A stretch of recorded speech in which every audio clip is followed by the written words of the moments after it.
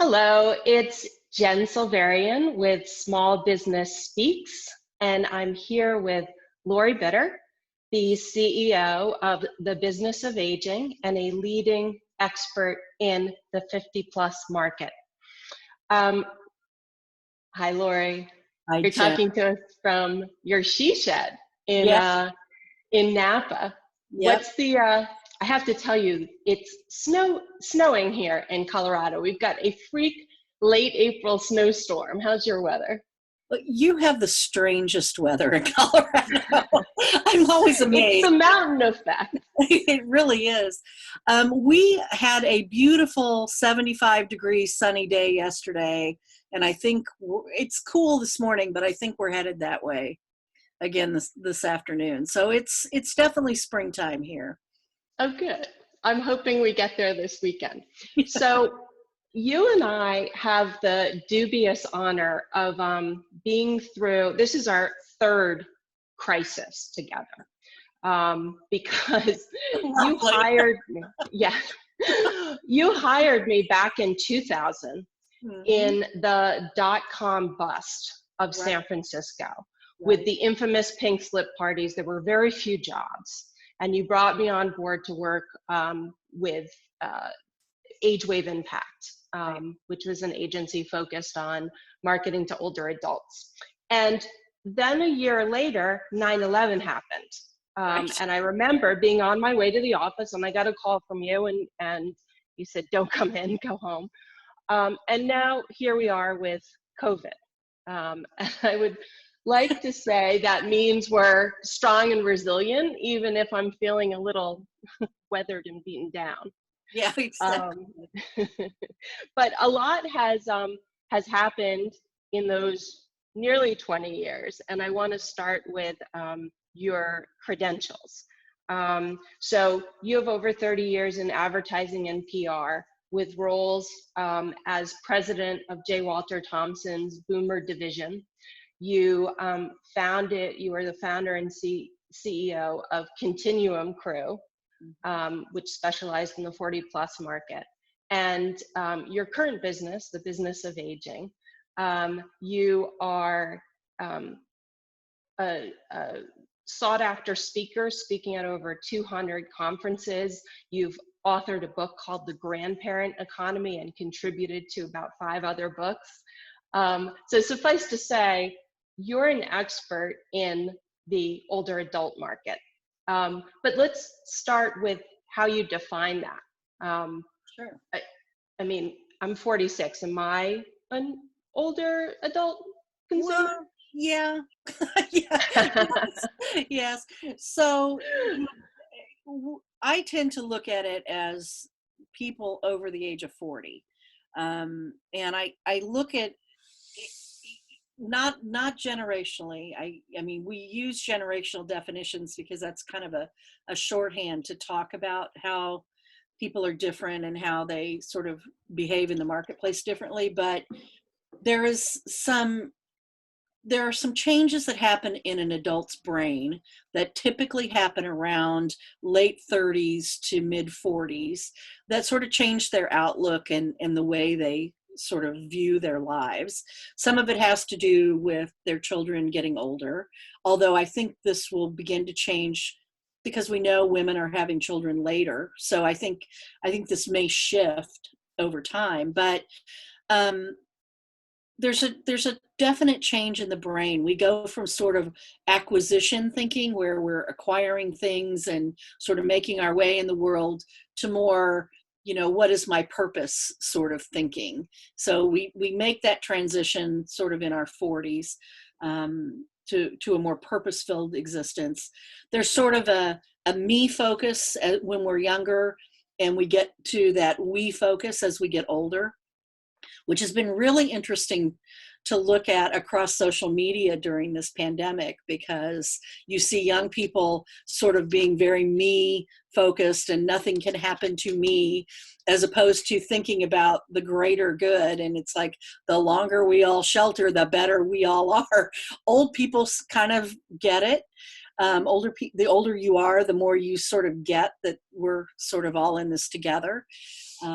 where younger people are sort of still in that we focus. It's sort of like when people say they're morons, it's like, no, they're not, they're just young. I mean, it's the way we all They don't were. have a longer perspective. I Right. mean, some of them, we had just talked about those other crises, 9/11, multiple economic downturns. It's totally possible, based on, you know, how old you are and when you graduated, that you missed 9/11 and you missed the Right. 2008, 2009 recession. Absolutely.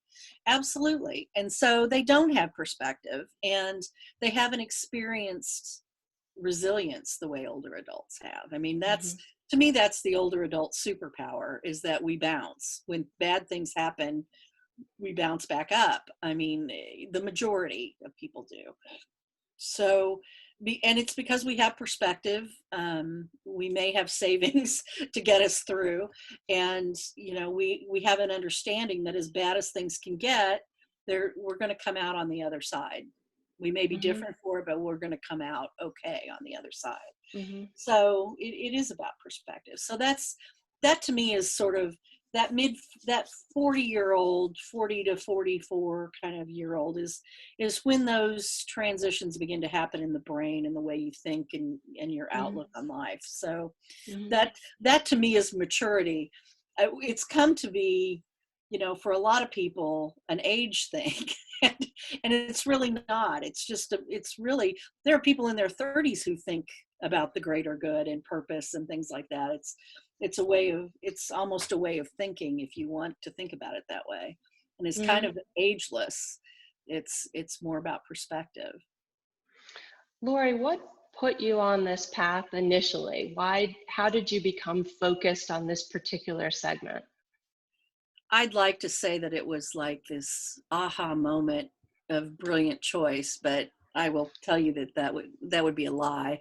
When I moved to California 20 some years ago, I had been in general advertising my entire career up to that point.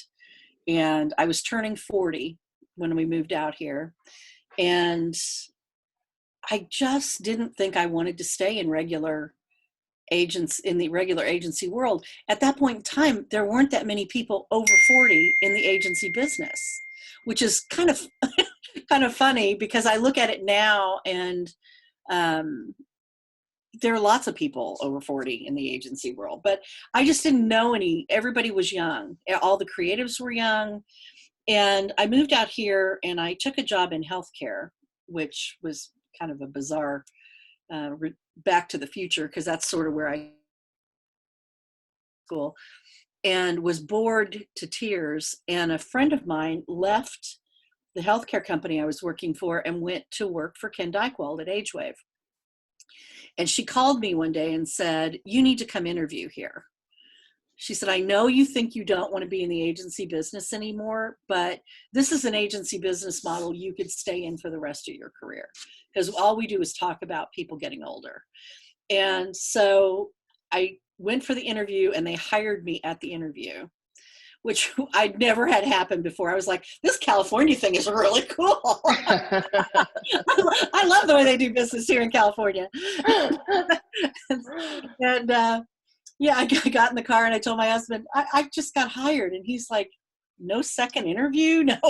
And I was like, "No, they literally just hired me." So I started with Ken at AgeWave, and I had never been in that space before. I'd always been very research focused, so it really fit my personality. And I was fascinated that there was an agency that was dedicated to the space. And I would dare say, I don't know this to be sure, but I think Ken had the first agency focused on older adults. There are others, and certainly J. Walter Thompson came along and was one of those. But it just sort of fit where I was in my life at that point in time, and it allowed me to have a career in advertising and marketing that I didn't really think I'd have. Amazing how it pulls us back in, right? Right. The agency world. It does suck you back in.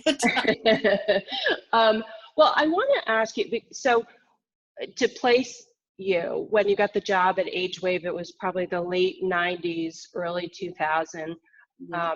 What kind of clients did you have then, and how have those clients or the concept of aging evolved in the past Yeah. 20 years? So I used to call it all the usual suspects when we were when we were at AgeWave. It was pharmaceuticals, it was financial services, it was the retired military.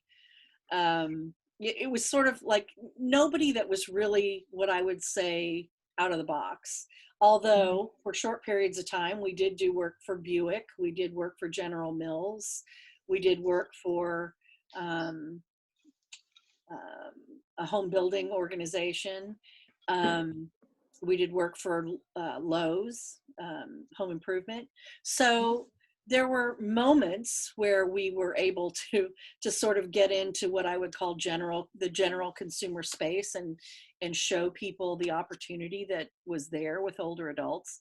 But it was largely what I would call higher income older people. So it was people with, from the greatest generation, the silent generation, with big retirement portfolios that financial services people really wanted to know how to get traction with. Or it was pharmaceutical companies who, this was back at the time when direct-to-consumer television was just getting started. And so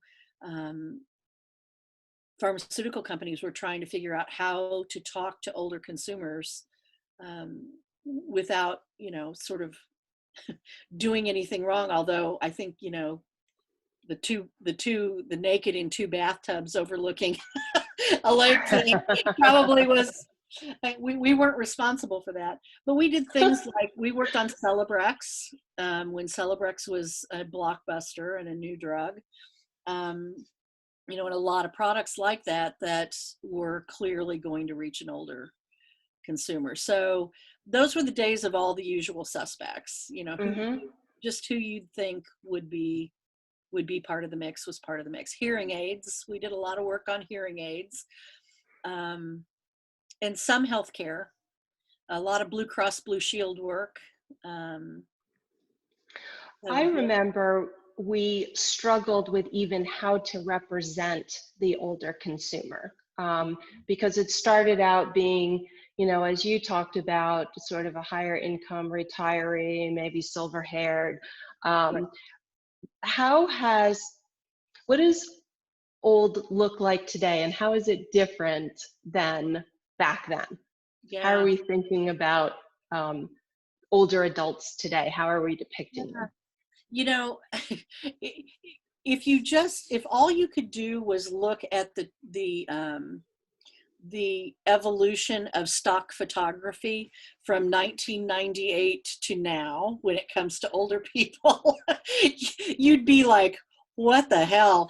I mean, that would be an interesting infographic, right? It really would. I've thought about this a lot, because it was like older adults walking on beaches, living in retirement communities like Del Webb communities, cruise ships, lots of cruise ships in the stock photography, and lots of foreign travel. It was all about leisure, right? I mean, old age meant you stopped working at 65 and it was all about leisure. Now, when you look at the photography, it's people still working, it's people cooking in, large cohort groups, like doing cool things, entertaining in the kitchen, but you don't see the walking, holding hands, walking on a sandy beach. I mean, you may get that for 5 days of vacation at some point during the year, but that's not the reality for most people who are even between 65 and 75. That's not the reality. People are still, in New York, they're getting on the subway every day, they're going to an office. Well, they're not right now, they're not, but they were. So, part of the new study that we want to launch for this year is looking at what retirement means now, and what that looks like, and what it's going to look like for people your age and people who are, Gen Z. You know, what is this notion? I think I think it's just a very different older consumer. And I think part of it is driven by finances. I do think the baby boomers as a generation, we have not been great savers. We've been great earners.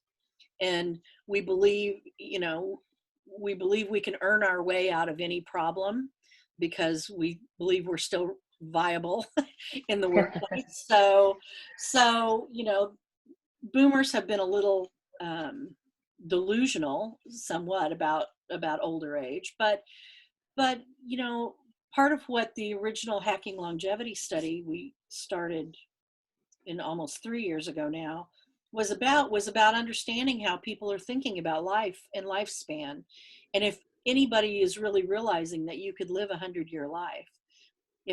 My grandmother died at 98, so genetically I'm in a pretty good position. I need to lose some weight, but genetically I'm okay.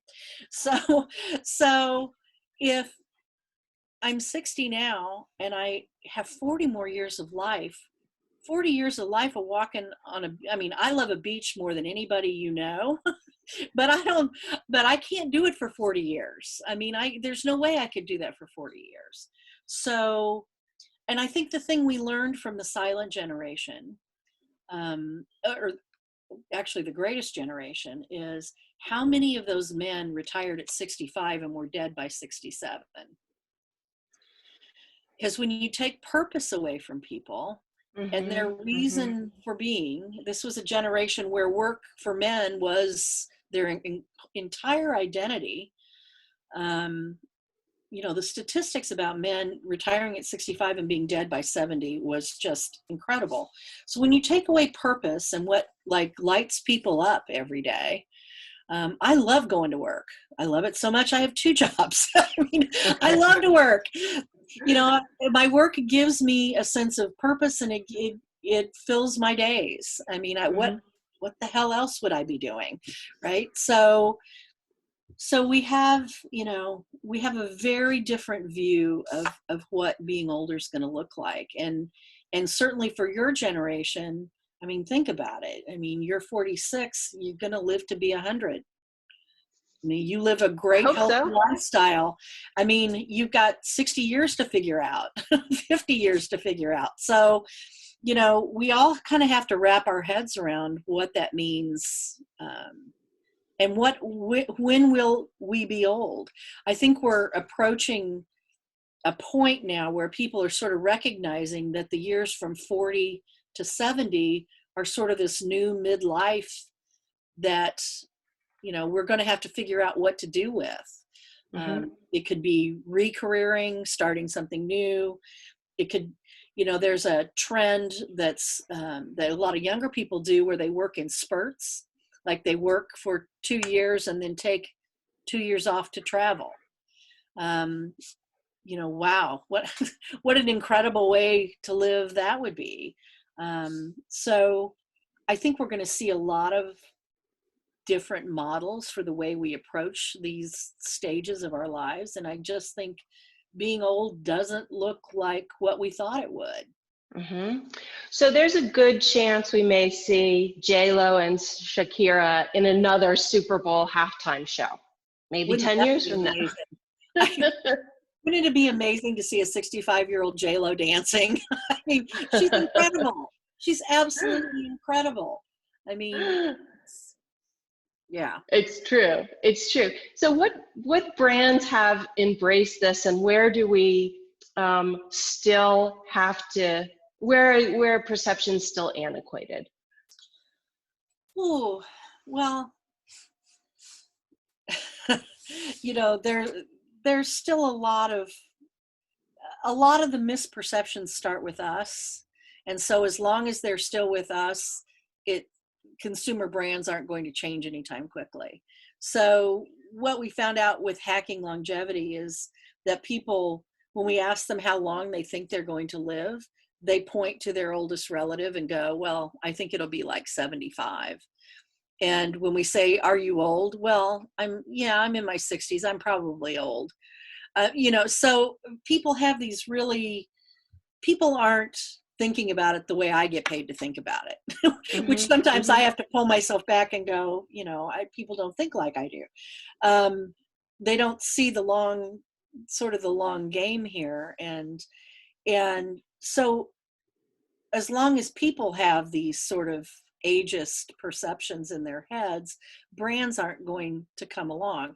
So I sit with brands who buy into the research, and we work through sort of where to take the research in their companies. And and I'll say to them, when I look at your sales, 60% of your sales for this product are to people over the age of 55. Sometimes it's a challenge to get brands to measure sales over the age of 50 because they think They just everybody. lump it all together.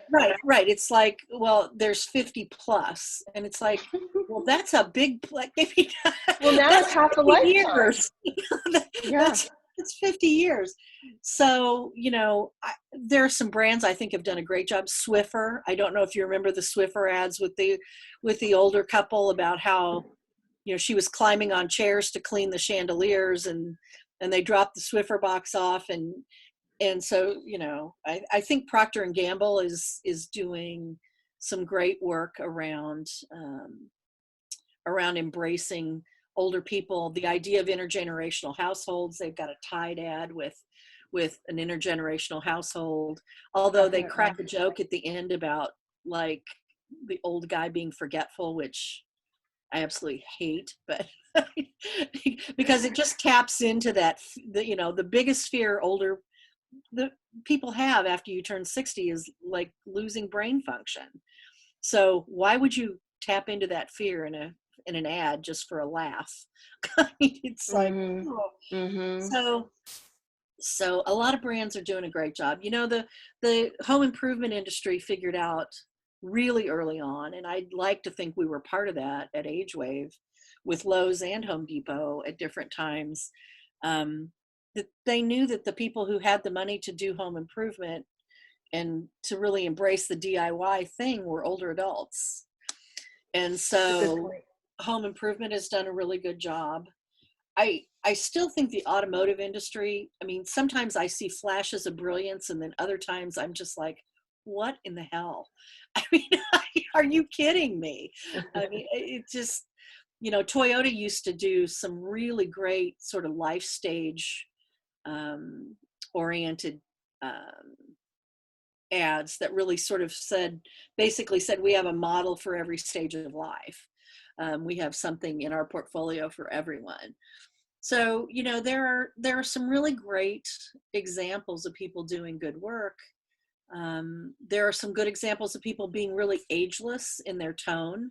I think, there are companies like IKEA who does a really great job of being completely inclusive, whether it's Mhm. age, sexuality, whatever inclusive means today. IKEA does a great job with that. And so that's what I like to see, is this idea that we just don't have any, that we're just inclusive, that we Mhm. don't see age as an ism. we just see it as the natural extension to life, and that, that when we show a family, we show older people as part of a family, and connected to young people and young adults and all of those things. I like that word ageless. And I want to return to some of your more recent work with life stages. But here I'm going to change gears because you have emerged as a subject matter expert, as a thought leader in this space. But not every expert is also a sought after speaker or an author. So I want to understand how those opportunities to speak at engagements or to contribute to books, how did they come to you initially? The speaking stuff, if you do enough research and you have enough data, people want to hear about it. And so I think, at first it was not just publishing our own studies, but it was also reflecting on the studies that AARP did and kind of pulling those apart and saying, you know, this is a great study by AARP. Here are some subtleties that we observed. So it wasn't just reporting out on the data, it was giving the data context so that companies could say, yeah, this is how I can embrace this now and push this down into my, you know, into my product development or into my marketing messaging, or even up the ladder to the CEO and thinking about what the next products are. So it's not just about having data, it's about providing valuable context to the data. Pulling And the insights out, letting people know how to think about it, how to interpret it. Yeah, there's a lot of subtlety in the data. I mean, you know, when we started doing hacking, it became apparent to me that Gen X was really kind of in trouble, and I don't mean that in a oh my God, let's, you know, fire a gun kind of way, but there was just a lot of stuff going on in their lives. And when we used to talk about the caregiving experience for baby boomer women were working, they had college age kids, and they felt kind of sandwiched in between their own families and the caregiving experience. But when we look at Gen X, it's like, you know, it's like the Oreo double stuff sandwiches. I mean, it's like this is a generation of women who waited longer to have children, so they have younger children at home. Right. They have older parents.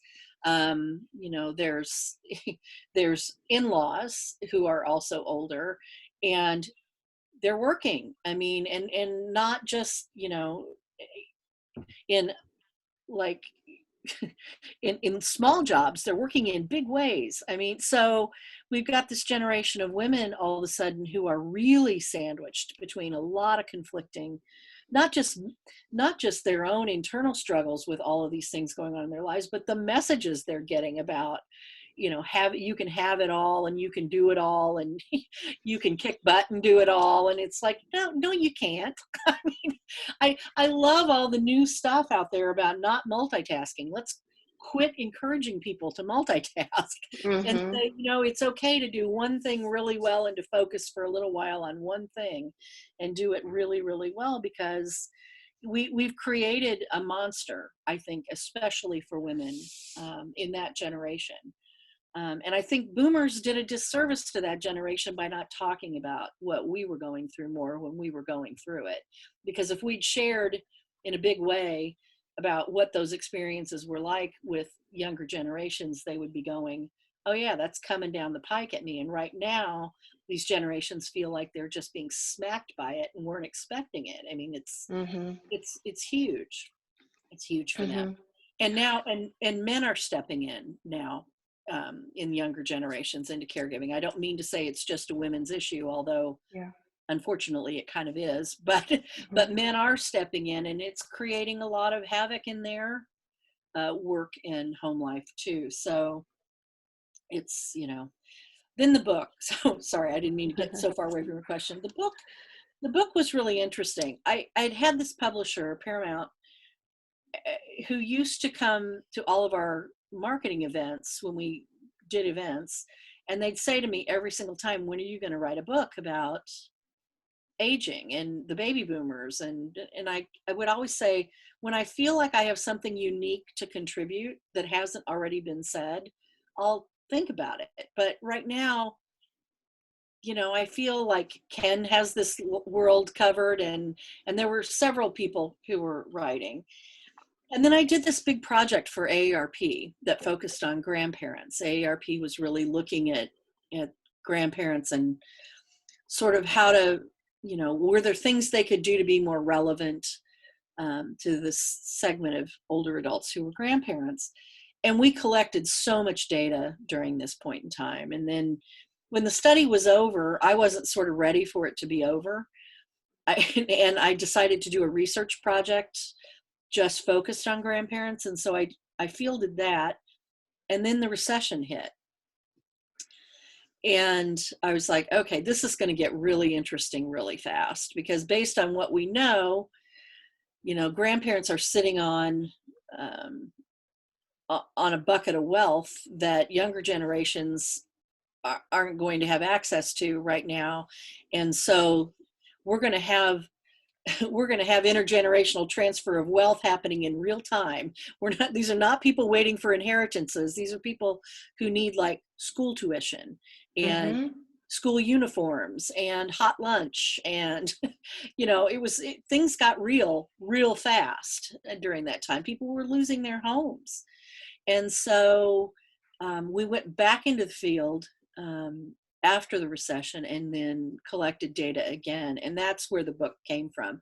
I really wanted to see, we had a lot of information about what a wonderful life stage this was for older people. We had someone in a focus group describe it as the cherry on top of parenting, which I think is a great analogy, because it truly is. It's your big karmic do-over for whatever happened with your own kids, right? But what happened during the recession was sort of unprecedented, because we saw older adults stepping up, not just like by giving cash, but by being the daycare person, even though they were still working, because they had more flexibility, because they'd been at their jobs longer. They could take time off, or they could create part-time schedules, and, taking on auto insurance for young families, taking on health insurance for young families. It was crazy, the things that we saw change. And what's really interesting is that some of it hasn't gone, while the world has seemingly gone back to normal, there are things like cell phone plans and insurance plans and things that grandparents are still paying for because they just got used to paying for them. So even though things may be okay in the household, grandparents are still continuing to take, there's all these little incremental expenses that they're continuing to fund. So it's kind of an interesting thing. So the book really came out of a project, and I called that publisher and said, okay, I have my book now. I have it. And they were like, well, when can you have it ready? And at that time, we owned a house in Maine, on the coast of Maine. It was a second home. And I said, I'm going to go to Maine and I'm going to write it, and I'll write it in a month. And they were like, okay, like, we don't believe you. And I literally went to Maine and wrote the book in about 12 days. I had all I had an entire suitcase of research that went with me, and I just locked myself up and wrote for 12 days. I love the way that you ended sort of in the place I want to ask this next question, because you've described the life you've described of grandparents and of older adults is the life you're living. You're very active. In fact, the business of aging is not your only business. You have the speaking engagements, you have the books, you did and possibly are still doing a podcast. And then on the side, you have this passion project around home staging that has been very fast growing. And you're a grandparent, parent and grandparent.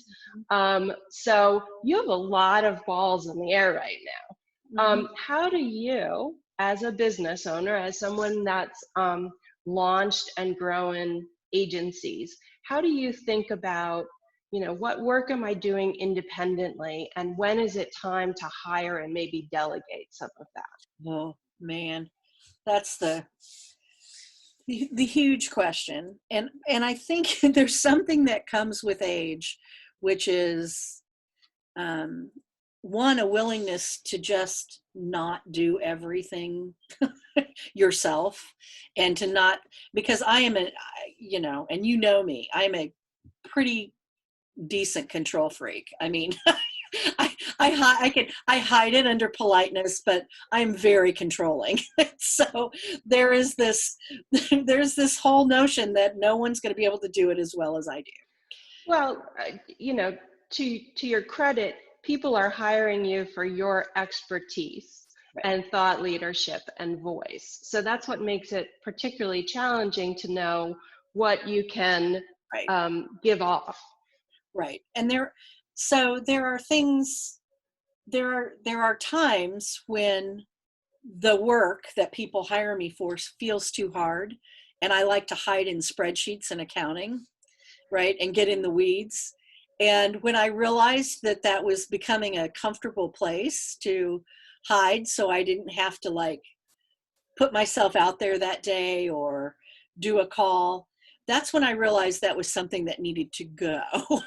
Okay. Right? You Mhm. when you're meddling in things that first of all, no one who knows me would tell you that accounting is a core competency for me. So so accounting was a pretty easy one. Um, book Any kind of bookkeeping is easy, but there are things like and I still struggle with giving up my calendar and keeping my own calendar. I have an assistant. She's awesome. She works in both businesses. She's worked, I think we've worked together now 3 or 4 years, and she does all my social media for both businesses, which was also hard for me to give up. And sometimes I still post my own personal things, but she posts for both of the businesses. We create a strategy, and I I feed her things, and she Mhm. executes for me. And she runs with it. Hmm. Do you, just a niggly question here, do you approve everything before it's posted, or at this point does she know you well enough to Yeah, act as your voice? I used to. Most of it now is, like on Sundays, I'll sit and I'll do a huge email to her. Like, here's kind of what is on my mind, and we know each other well enough that she can just take it and run with it now. Mhm. Um, and I've actually linked her to some of my clients who've gone like, how do you do your social media? And I'm like, oh, I have this magical person named Molly. and, and here she is. So so she does that. She also handles the resource guide on our website, which, we get asked, I'm not kidding you, I probably get 5 or 10 requests a week for people who have a guide that's for older adults, or even though we're not a direct to consumer site, they want their information on our site. So we created a resource page, and Molly manages that resource page. She manages my participation in events and Mhm. contracts, and Mhm. sort of getting all of that, and making sure I apply on time to speak at certain events that I should be part of. And honestly, giving all that up and giving that to someone was pretty scary for me, because I It like, sounds pretty scary. yeah, I like to be in control of all of that. But at Mhm. some point, I definitely knew I couldn't launch the other business if I was going to hold on to all of that administrative stuff. Mhm. And Mhm. my gut instinct at first was, it's going to take me too long to explain it, so I might as well just do it myself. And that is a self-fulfilling prophecy. You will always be doing it yourself if you I can don't attest to have that. time. Yes. so, so I just had to do it, and I also had to be willing to let her make mistakes, and to be the kind of mentor to her that I was to employees when I was in a traditional workspace, and say, hey, you know what, this is not something I would have posted, and here's why. And kind of give her the training that she needs to understand it. But now she's got so much more context about what I am and am not interested in, and what I do care about and what I don't care about in terms of commenting and those sorts of things.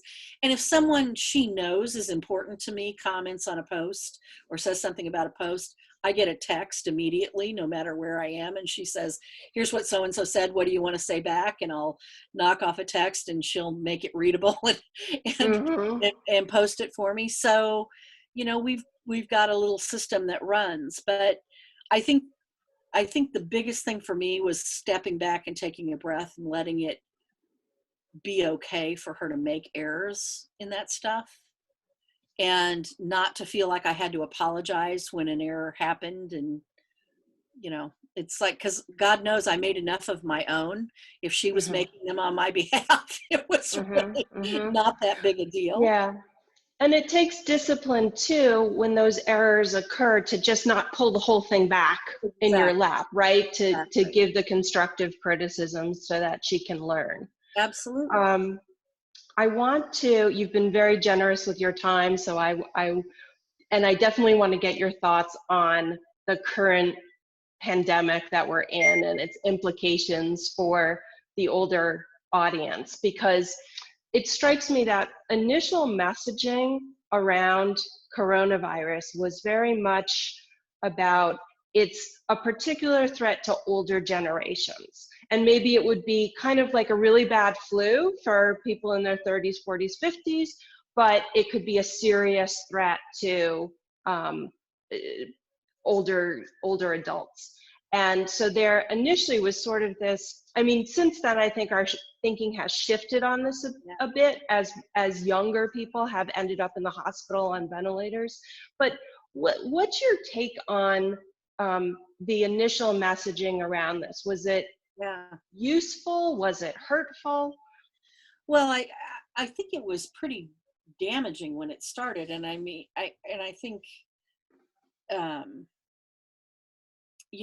it didn't come into our country the way it hit Europe. So when you looked at Italy, there was things like rationing healthcare and not providing healthcare to older adults. And there are a lot of bioethicists in the United States having conversations right now about if we get to that place, how do we decide who gets care and who doesn't? And do we pull the plug on grandma because grandma's only got 20 years of life left? And, Mary over here, who's 30, has 70 years of life. So how do we make those determinations? I mean, there are people talking about this right now in very serious ways. And I think the cases in Italy sort of started this conversation.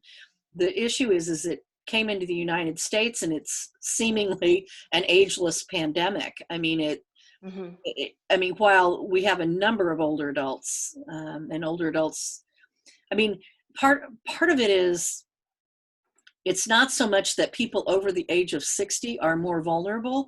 It's people who have pre-existing health conditions. Correct. Right. Are the people who are most vulnerable.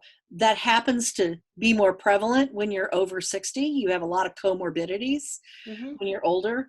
So, I mean, so the messaging was kind of screwed up to begin with. It was more about pre-existing conditions than it was age. And age just happens to be one of, when more than 3 chronic conditions collide, like in your 50s and 60s. But the messaging was off. The response was kind of interesting. I loved some of the language around, look, let's take care of our older people by staying home and not exposing them. I loved the notion of that. And I think in Canada, excuse me, Trudeau came out and said, look, that generation sacrificed amazing things so that we could have the lives we have. We're going to do everything we can for that generation. I thought that was a beautiful sentiment, and was a real lesson in leadership for some other politicians, but who shall remain nameless. But it still goes back to this idea of otherism, right? If you're, it's sort of like, okay, once again, we're putting the old people over here in a category on their own, and it's not just an old person's pandemic. I mean, you saw all these beautiful, healthy young people having their spring break in Florida, thinking they were completely invincible, and hundreds of them are now sick. They're probably not going to die from it, but they certainly got sick from it. So it's it's not just choosing old people whose numbers are nearly up, right? And I think we have to be really cautious about messaging correctly about it. I mean, I honestly have quit listening to anything about it on broadcast television, and I'm relying on the newsletter from the National Institute of Health to sort of guide my thinking, because we need to be really careful how we speak about it and the language that we use about it. I really don't like these conversations about how do we ration healthcare, and how do we ration health resources, and who do we save? And it's that old leadership thing, you're in a rowboat and you got to kick everyone out but one person. Who do you kick out? And everybody picks the old person. I mean, it's like, well, do you want experience and resiliency, or what do you want to? How does the world want to end up? So I don't know. It's as always, we go back to advertising and messaging, right? We all go back to where we started. There were ways to message this that could have been a lot more helpful, and a little less, probably less provocative, but a lot more helpful. Mm-hmm. Mm-hmm. Yeah, I mean, I agree that just from a factual health standpoint, they were, they just weren't correct. It was more about the comorbid conditions, as you mentioned. I don't know if maybe younger people took social distancing more seriously once they understood that their choices could affect everyone else in their family, Right. Young and old. So given some of the unique implications that have come out of coronavirus, what are your clients your research clients interested in now? What sort of trends should I be paying attention to if I'm a marketer that wants to reach this audience?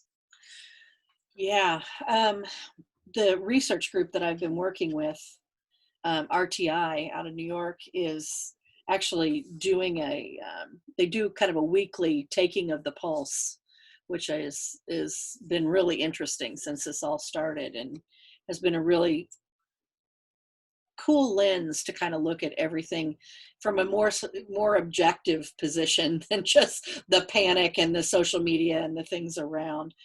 But it's really interesting. We're starting to see millennials saving money, and telling us in the surveys that they're saving more money than they did prior to this pandemic, as opposed to spending. I don't know. I don't even know if you remember this, but back in our age wave days, we did a small study of trying to understand how world events shaped the way people thought about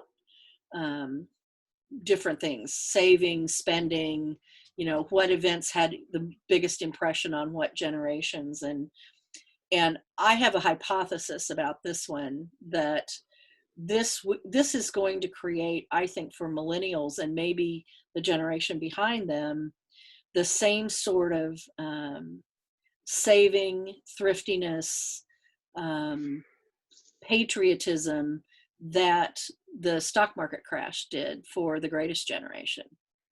I think we're going to see kind of a much more conservative millennial generation.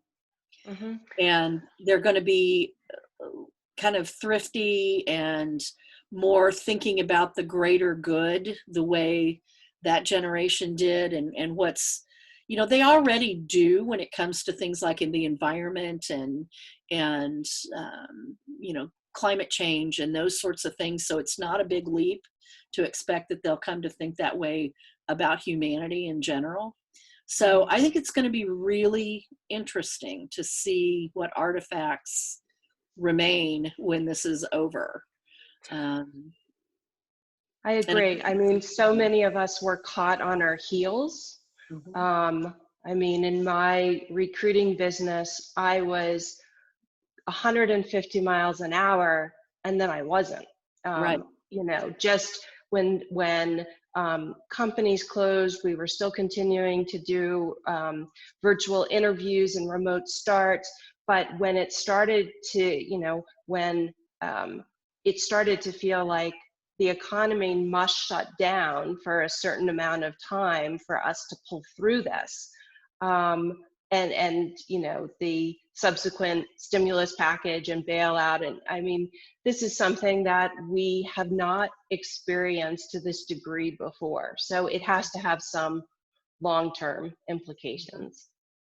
And I the one sector that can least afford the research and probably could value from it right now is the service economy, where I mean restaurants and you know I mean they I live in a tourist economy in Napa. So, man, and every third person in this town is somehow related to the hospitality or the Mhm. service economy here, and it's just hard to see how it's going to recover and how it's going to recover quickly, because if people are afraid to travel or they don't have the money to travel because they've been out of work, then tourist destinations are not going to recover quickly.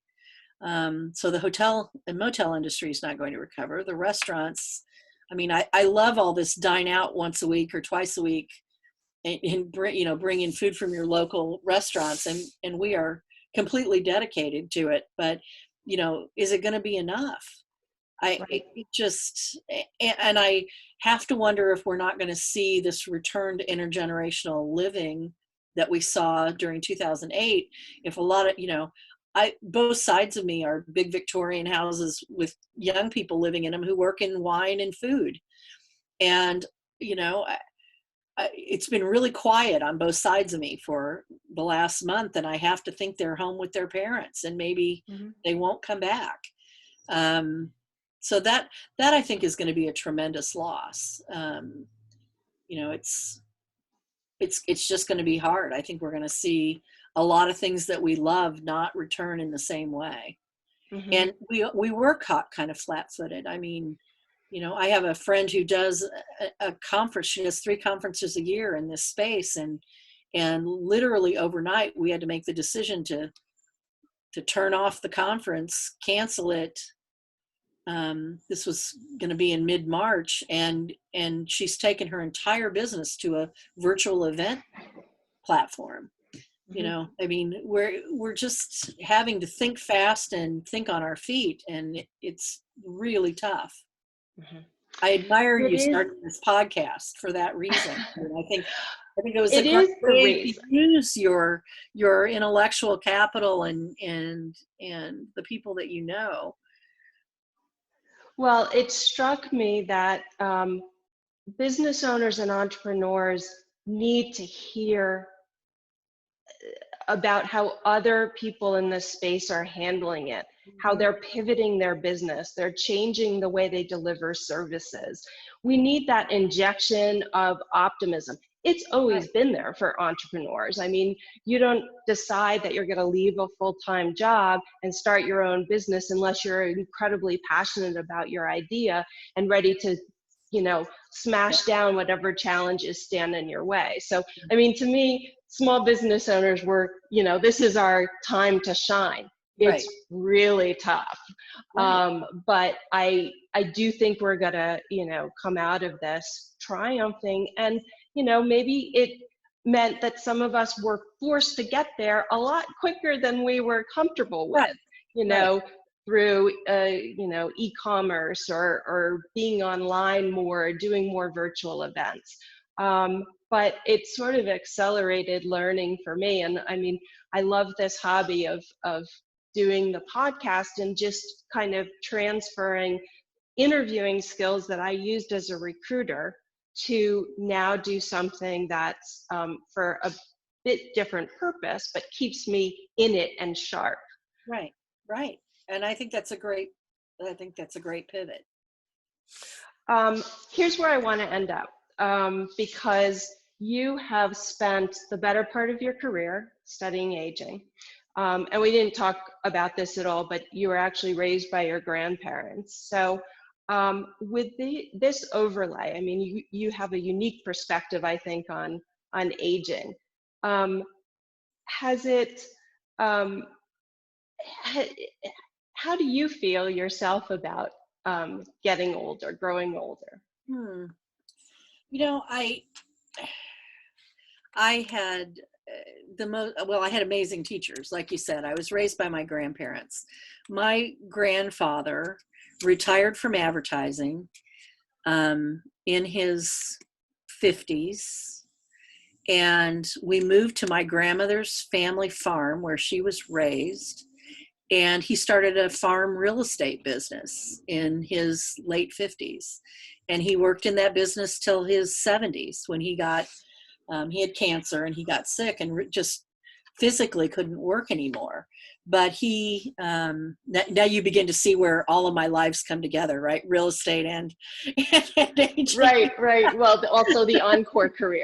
Exactly. But he was a tremendous example to me of recreation and being, he taught me how to invest in myself, because he would always say in the real estate business, look, you can't own a business and not make investments in advertising and in infrastructure. And so the way I think about running a business, I learned from being there when he was doing all of that. My grandmother was his helpmate in every single way. Although she had zero passion for real estate, she was an artist, and she amazing artist, and also really into creating beautiful environments for them wherever they lived, which is the other half of my brain. So they influenced me in ways that every day I kind of chuckle. I'll do something and I'll go, God, I know exactly where that came from. I mean, and they always said that getting my brother and I to raise in their 40s kept them young. And I never saw them as old. I mean, I never ever looked at them and thought, I'm being raised by old people. I mean, until I was 6 and went to school, first of all, I didn't know I really didn't realize that everybody wasn't raised by their grandparents. It was not, it was not part of my consciousness. So, and then, my dad moved home eventually. So for a time I was in an intergenerational household, which was a little sloppy and a little weird, because like, who's the parent and that was all very weird. But so I've experienced these things that now are sort of part of our regular lives. I experienced them a lot earlier than other people did. But, my grandparents were, for their age, they both wanted me definitely to go to college. They both knew that I was very driven and that I would have a career. And my grandfather told me when I was like 12 or 13, in your adult life, you're going to have to work. Men and women are both going to have to contribute a paycheck. I just don't look at this economy and see any other way it's going to work if both people aren't working. So you need to find something that you want to do and do it. And, he What invested. a great message. Yeah, he invested in my first advertising agency, which was back in Illinois years and years ago, and helped me set up the books because he was a financial guy. And so they were always part of my squad, right? They were not just parents, but they were also great cheerleaders. And that's what grandparents are. I mean, I got the benefit of kind of weird parenting, because I had an aunt in the household, and my dad would float in and out, and my mom would float in and out. So I had all these weird parenting influences, but what grandparents do best is cheerlead for their grandkids. And they're that sort of objective third party who doesn't have any skin in the parenting game, but they want to see these people be successful. And so now when I have those kinds of conversations with Gabriel, who's 8, and really could care less about talking about anything business-wise. But he loves hanging out in the she shed because Of course. I mean, I who have wouldn't? I have books and pencils and all kinds of things that are sort of foreign to him, and he comes out here and writes stories and things like that. I think, this is what it's about, and I feel good about the age I am. I mean, I'm 61, and I'm don't see ending work anytime soon, and Well, you have 40 years in front of you. I have 40 years in front of me, so, and 2 dogs to feed, so 2 mouths I'm to gonna feed. I'm gonna let you feed those dogs in just a second. I've met those dogs; they're super cute. But I thank you for this, because I think when so many people are feeling uncertain about the future, it really helps to get your long view perspective Yeah. and to hear about the many pivots you made over the course of your career. And you've agreed, hopefully still agree, to come back and do a round 2 with me about your other business, which we touched on briefly, home staging and design in Napa and Sonoma. But before we say goodbye for this episode, tell us where we should find you. You can find me at thebusinessofaging.com is the website. You can reach me at Lori@thebusinessofaging.com if you want to reach me. We have a Facebook page, we're on Insta, we're on Twitter, LinkedIn. You can certainly link me in. I'll do that little ad for my daughter who works at LinkedIn. I love talking. I love this topic. I love entrepreneurs. We're all here because we wanted control of our futures and our destinies, right? And this can be really a scary time when we feel out of control because there's crap happening to us that is not of our making. We're pretty good at dealing with the stuff we create for ourselves, but when these external forces, and I do have the experience to be able to say, I mean, I've had to close businesses for all kinds of reasons. I've had to recreate myself. You are in control. You're more in control than you think you are, and you can get through this. I mean, we're going to get through this, and we're all going to be okay. We were all okay after 2011.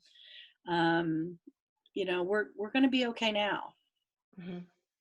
Thank you. I think all of us needed to hear that, and I'm going to close it there because I can't possibly say it any better.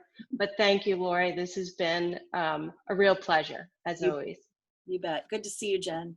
You too. Talk soon.